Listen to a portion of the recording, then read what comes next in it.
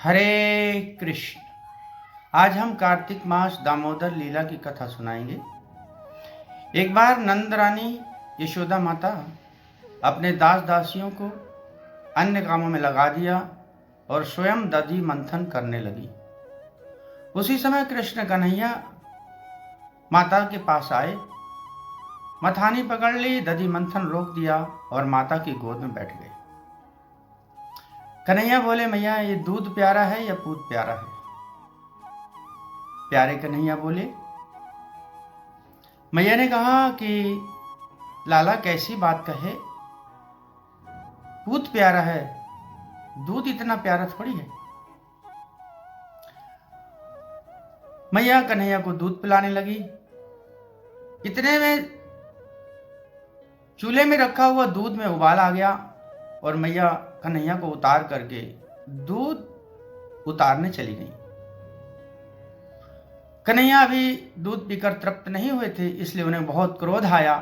अभी तो कह रही थी कि पूत प्यारा है, अब दूध के लिए भाग गई। इसलिए कन्हैया ने सिलबट्टे का लोढ़ा उठाया और सारी मटकी दही की फोड़ डाली।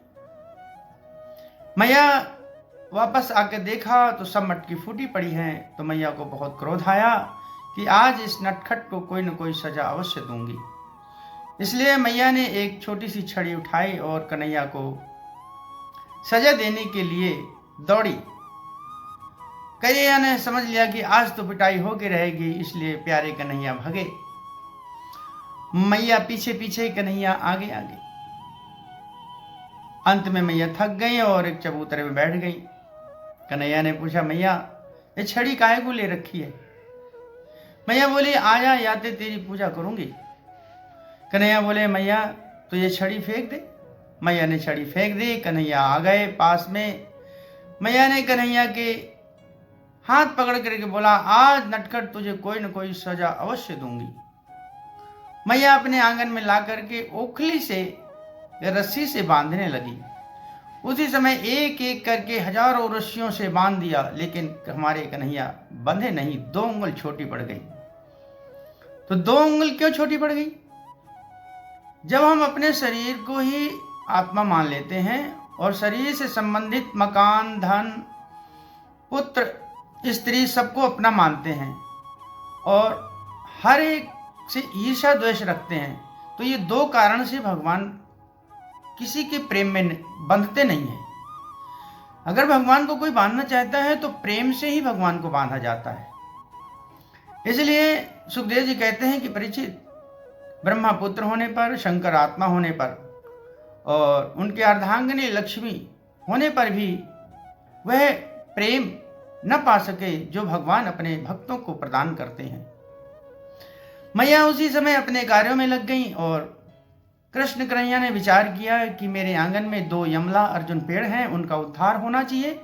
नारद जी ने श्राप दिया हुआ है, उनका वाक्य पूरा करूंगा मैं अब। कन्हैया गए और पेड़ों में उखली फंसा करके जैसे ही हमारे कन्हैया ने खींचा तो पेड़ धड़ाम से जो है टूट के गिर पड़े। उस समय हमारे कन्हैया की आयु जो है केवल 3 वर्ष की थी और उन पेड़ों में से 2 पुरुष निकले। भगवान की उन्होंने 4 परिक्रमा की और भगवान की स्तुति करने लगे।